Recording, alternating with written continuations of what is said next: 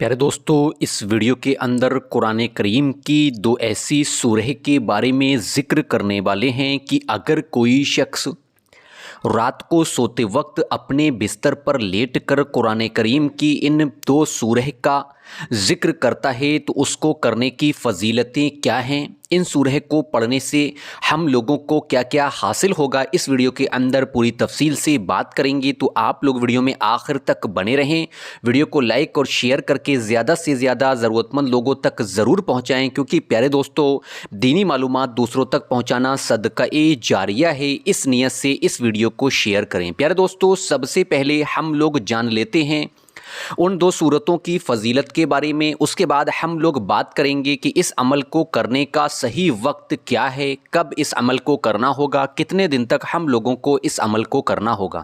پیارے دوستو، آپ مدنی آقا حضور نبی کریم صلی اللہ تعالی علیہ وسلم نے ارشاد فرمایا کہ اگر کوئی شخص اس سورہ کو ایک مرتبہ پڑھ لیا کرتا ہے تو اللہ تبارک تعالیٰ اس بندے کے نامہ اعمال میں 1/3 قرآن پڑھنے کے برابر ثواب عطا کیا کرتا ہے۔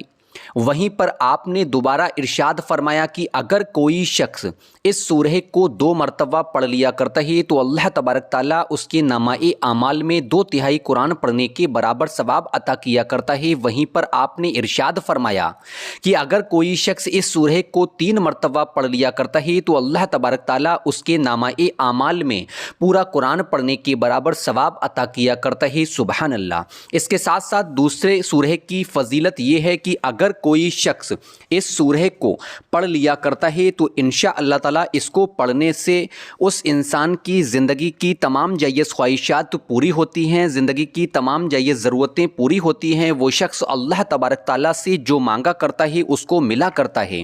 اس کے ساتھ ساتھ اللہ تبارک تعالیٰ اس کو ایسی جگہ سے اتنا رزق، اتنی مال و دولت عطا کیا کرتا ہے جو اس نے کبھی سوچا بھی نہ ہوگا۔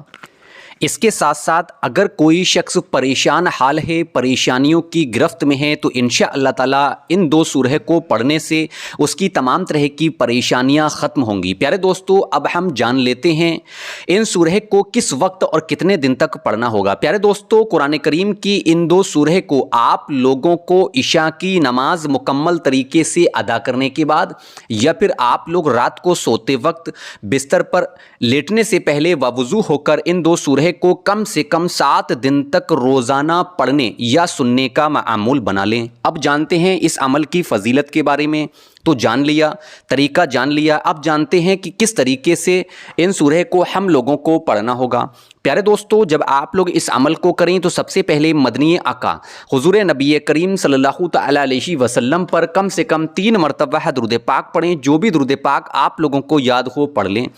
جیسے ہی آپ لوگ 3 مرتبہ درود پاک کو پڑھ لیں، اس کے فوراً بعد ہی ایک تسبیح اللہ تبارک تعالیٰ کے سب سے پسندیدہ کلام کی پڑھیں۔ بسم اللہ الرحمن الرحیم، لا الہ الا اللہ، لا الہ الا اللہ، لا الہ الا اللہ۔ ایک تسبیح اللہ تبارک تعالیٰ کے سب سے پسندیدہ کلام کی پڑھنے کے بعد آپ لوگ 21 مرتبہ سورہ کوثر کو پڑھیں۔ بسم اللہ الرحمن الرحیم، انا آتیناک الکوثر فصل لربک وانحر ان شانئک هو الابتر۔ جیسے ہی سورہ کوثر کو 21 مرتبہ پڑھ لیں، اس کے بعد 21 مرتبہ سورہ اخلاص کو پڑھیں۔ بسم اللہ الرحمن الرحیم، قل هو اللہ احد اللہ الصمد لم یلد ولم یولد ولم یکن لہ کفوا احد۔ پیارے دوستو، سورہ کوثر اور سورہ اخلاص کو 21 مرتبہ پڑھنے کے ساتھ آخر میں آپ لوگ 3 مرتبہ پھر وہی درود پاک پڑھیں جو آپ نے شروع میں پڑھی ہے۔ پیارے دوستو، جیسے ہی آپ لوگ اس عمل کو پورا کر لیں، عمل کو مکمل کر لیں، عمل کو پورا اور مکمل کرنے کے بعد ایک تسبیح توبہ استغفار کی پڑھیں۔ استغفر اللہ، استغفر اللہ، استغفر اللہ، استغفر اللہ۔ جیسے ہی توبہ استغفار کی تسبیح کو آپ لوگ مکمل طریقے سے پڑھ لیں، اس کے فوراً بعد ہی اللہ تبارک تعالیٰ کی بارگاہ میں دونوں ہاتھوں کو اٹھا کر رو رو کر عاجزی ہو کر انکساری کے ساتھ دعا کریں۔ دعاؤں کو رو رو کر کریں، دعاؤں کو گڑ گڑا کر کریں، دعاؤں کو عاجزی ہو کر کریں۔ پیارے دوستو، اس عمل کو آپ لوگوں کو کم سے کم 7 دن تک روزانہ کرنا ہوگا۔